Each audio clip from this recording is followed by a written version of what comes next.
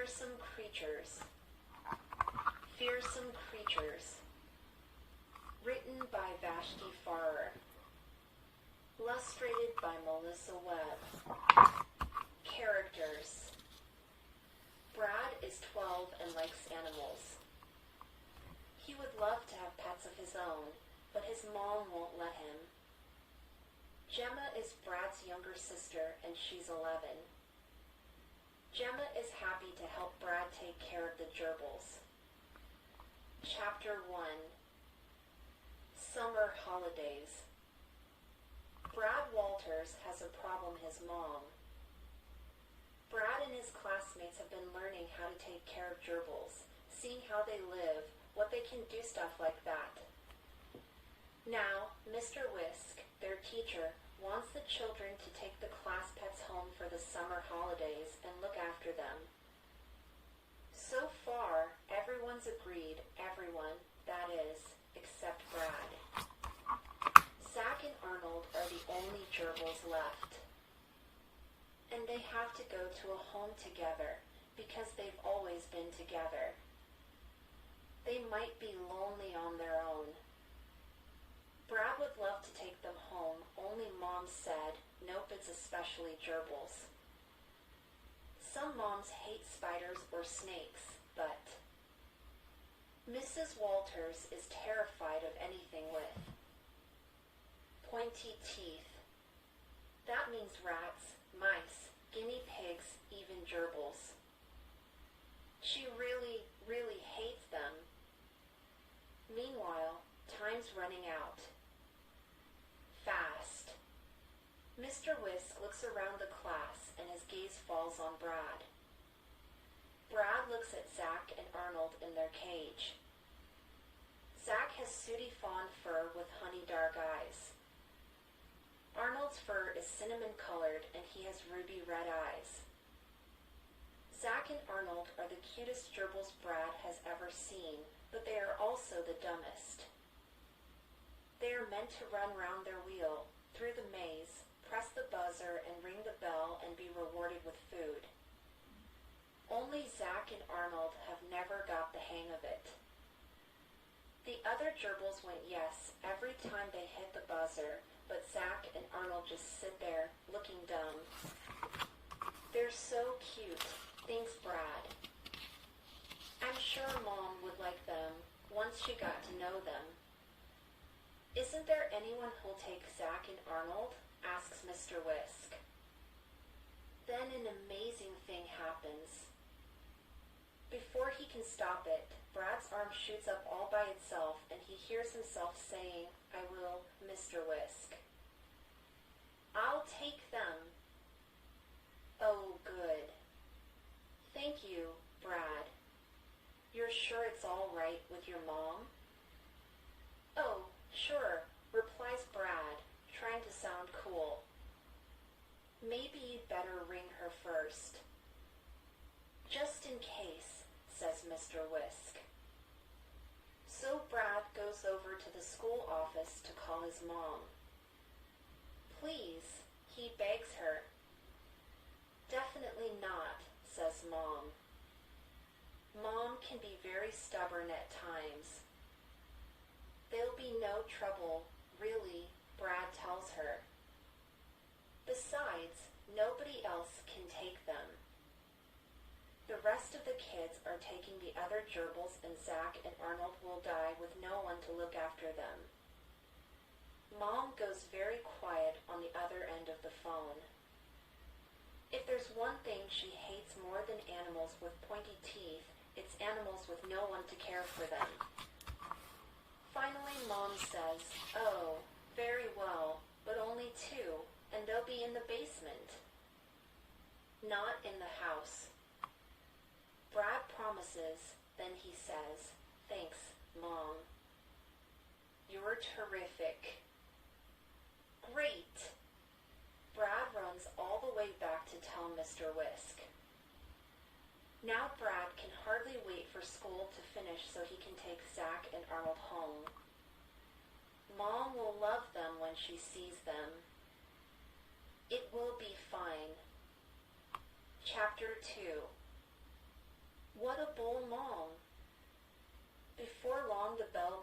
and everyone starts packing up. Brad goes off to find his sister, Gemma. He needs her to help him get the gerbils home. How are we going to do that? Asks Gemma. We can't take them on the bus. The driver won't let us.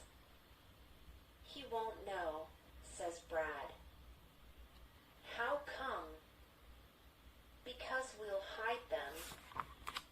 Oh, great, says Gemma.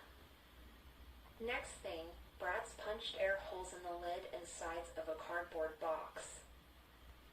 They can eat through cardboard, but this should last till we get home, he tells Gemma. He puts the box inside a brown paper carry bag, leaving it open at the top so air can get in. Then he and Gemma head for the bus stop. When the bus pulls in, they climb on board and sit across the aisle from a young girl. She looks over at Brad when she hears a scratching noise from inside the bag. Brad and Gemma stare ahead as if they can't hear anything. What's in the bag? Asks the girl. A guinea pig? Don't tell me. It's a hamster? It's nothing, says Gemma, blushing. I love animals, says the girl. Little ones, especially. They're so cute. Show me. We'd better not, says Brad, politely. You see, they're a bit nervous and I wouldn't want them to escape. Go on, just a peek, says the girl. I promise I won't scare them. And before they can stop her, she reaches over and peers into the bag. Meanwhile, Zach and Arnold have managed to eat a hole through the lid of the box and are standing on their hind paws, grinning up at the girl. "Ay-ah!" She screams and pulls away.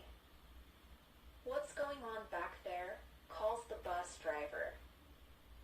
"Nothing," says Brad to the driver, who is staring at Brad in the rearview mirror. "That was close," whispers Gemma. Brad nods at her and looks at the girl, who is now ignoring them. For the rest of the bus trip, Brad keeps a close eye on the bag. He wants to be sure the gerbils don't chew their way out of it. Luckily, they seem to like chewing the box. The bus finally stops near their house, and Brad and Gemma climb off and hurry home. Chapter 3. Making Friends. Once Brad and Gemma are in the house, Brad goes downstairs to the basement. He needs to find something to keep Zach and Arnold in.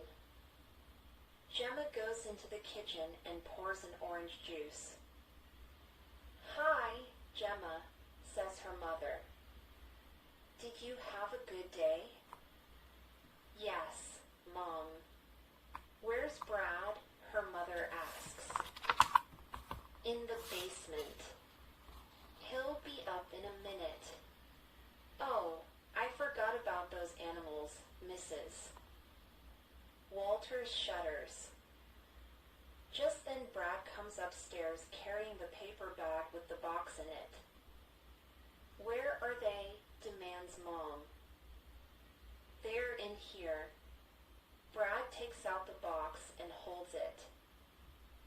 Zach peers up at Mom through the hole he's chewed in the lid. Arnold stretches out through another hole. "Isn't that nice?" says Brad. They want to make friends.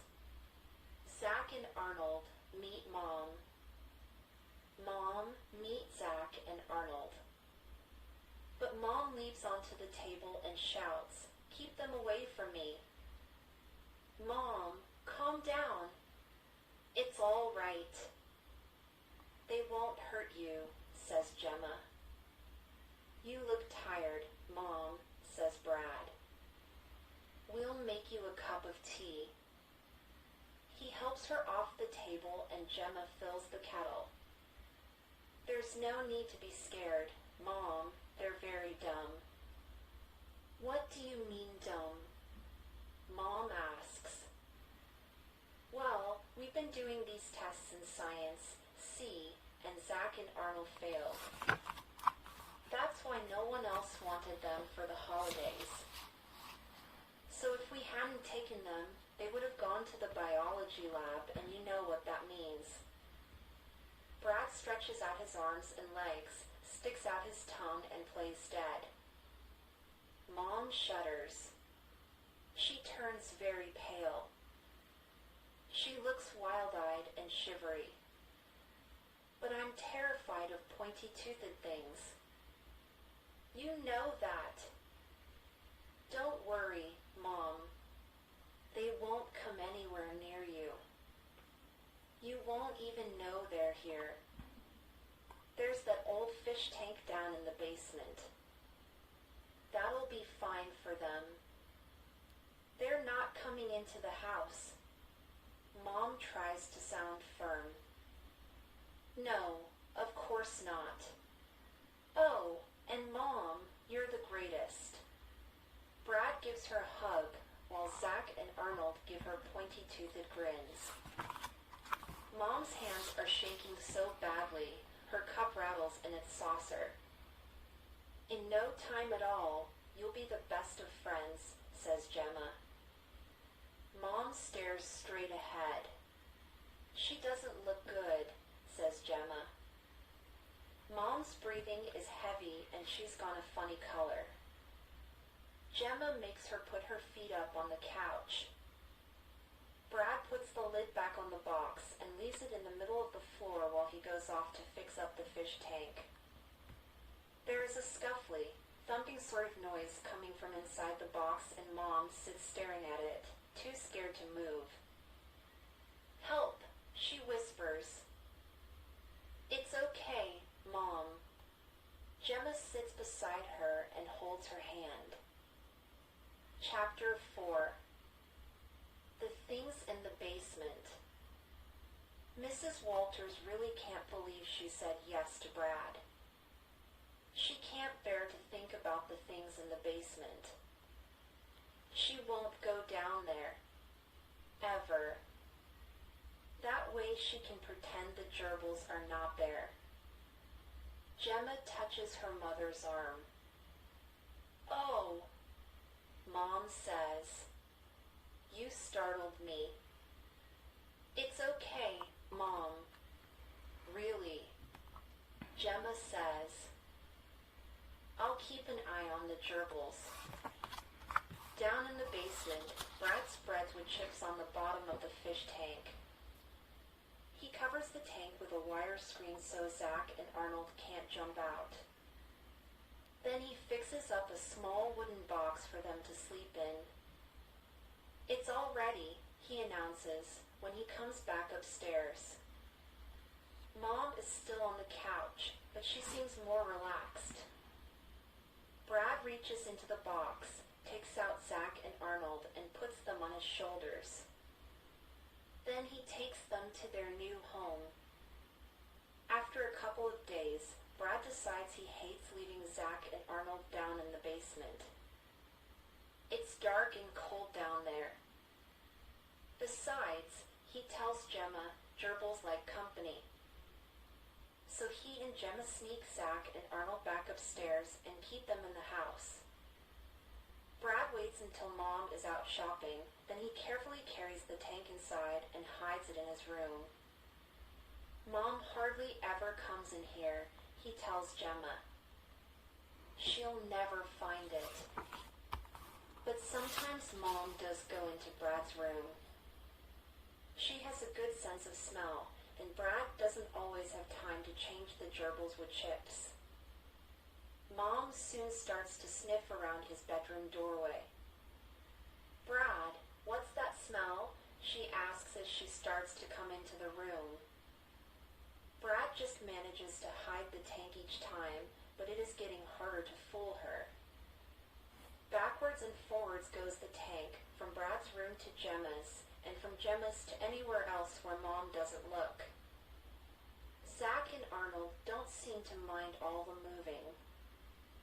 In fact, they they like going for the ride because Brad gives them special treats afterwards. Whenever Mom is out of the house, they thump their hind legs on the floor of the tank. They want Brad to let them out. When he does, they run on the floor and play with toys. Best of all, they like it when Brad lets them run up his arms and sit on his shoulders. Zach and Arnold are very friendly now. Arnold play fights with Zach and Zach grooms Arnold's tummy. They're looking fatter, says Gemma. Especially Arnold. Chapter 5. And then there were. One night when Gemma has the gerbils in her room, she comes running into Brad's bedroom. Quick, wake up, Brad, she says, shaking him. You've got to see this. See what? Says Brad crossly. Why did you wake me up? It's Zach and Arnold, exclaims Gemma as she runs back to her room. Brad jumps out of bed and follows her. He peers through the glass, worried that something's wrong. Only it's not just Zach and Arnold he is looking at in the tank. Brad gasps. In a corner of the tank on the wood chips, Brad sees a mound of squirming, wriggling tiny babies. They are all curled up, pink and hairless, next to Arnold, like a pile of tiny sausages. Oh, no! What'll we do? Says Brad. Mom said only 2 animals. She'll go ballistic when she finds there are 6 pups as well. But she won't, says Gemma. We've hidden them so far, we'll just go on hiding them. Do you think so? Brad doesn't sound at all sure. Of course, Gemma says. Then when school starts, we'll just take them back and Mom won't know the difference. Hey, I just thought of something, says Brad. If Arnold's a mom now, we can't call him, I mean her, Arnold anymore. Right. Let's call her Zoe, says Gemma. Zach and Zoe. That sounds great, agrees Brad. 3 weeks later, while Brad and Gemma are at the movies, Mom decides to clean up Brad's room. She wants to track down that odd smell. Before long, she finds the tank and Zach and Zoe and the babies. But the pups aren't bald like pink sausages anymore. Their big baby eyes are now open and they are covered in soft, creamy fur. Mom can't help herself. Oh, you're sweet, she says out loud. So cute. Even if you are gerbils with pointy teeth. She gives only the smallest shudder as she lifts up the wire screen and very carefully she sneaks her hand in for a cuddle. One of the pups picks up a seed and starts to nibble on it. Then Mom suddenly realizes where she is and thinks, hang on a minute. I told Brad to keep the gerbils down in the basement. He must have had them up in the house all this time. Well, we'll see about that. Mom picks up the tank and marches off with it to her room and hides it. That's the last place they'll think to look to find them. She laughs. Chapter 6. Mom's turn. When Brad and Gemma come home, Mom doesn't say a word about the gerbils. Brad goes to his room to see them, but they are not there. He rushes out in a panic to find Gemma. They look in her room, but they are not there either. They can't have just moved on their own. You must have forgotten where you put them, says Gemma, and they start searching the whole house. Of course, they don't look in Mom's room, because there is no way that they'd be in there. An hour goes by without Mom saying anything. Meanwhile, Brad and Gemma are becoming more and more frantic by the minute. Oh no, what's Mr. Whisk going to say when I tell him? Moans Brad. Then Mom goes to her room and comes out, carrying the gerbil's tank. Looking for these? She asks with a grin. Yes, that is. Gemma starts to say, turning. Mom, you found them? Asks Brad. Yes. I found them in your room and not in the basement where they were supposed to. B. Mom looks directly at Brad. Well, says Brad. Mom, you're not scared anymore, says Gemma. No, says Mom. How could anyone be scared of tiny little babies when they're so cute? I decided if they are cute as babies, they couldn't be too bad as grown-ups. But I have to take them back to school next week, says Brad. Well, they can stay in the house till then, says Mom. I'll miss them when they go, Gemma says sadly. Me too, agrees Brad. The following week, Mom drives Brad and Gemma and the gerbils to school. Gemma carries their bags while Brad carries the tank. Bye, Mom, they both call out together. Thanks for the lift, says Gemma. Have a good day, Mom smiles. Mr. Whisk and the kids make a big fuss of Zach and Zoe and the babies. They aren't as dumb as we thought, are they, Mr. Whisk? No, they aren't, says Mr. Whisk with a grin. That afternoon when Brad and Gemma get home, Mom has a surprise waiting. She has been to the pet shop to buy 2 gerbils and a proper gerbil cage with a wheel and maze. They're both boys, says Mom. I like gerbils more now, but 2 are enough. Great, then we'll call them Alf. Brad starts. And Arnold, says Gemma. Thanks, Mom, says Brad, hugging her. Yes, Mom, thanks, says Gemma. And just then, Alf and Arnold look up and give Mom a special pointy-toothed grin. Brad looks closely at the gerbils. After a minute, he smiles at Gemma and whispers, Guess what? I think Alf is a girl. Gemma smiles back, but they don't say a word to Mom.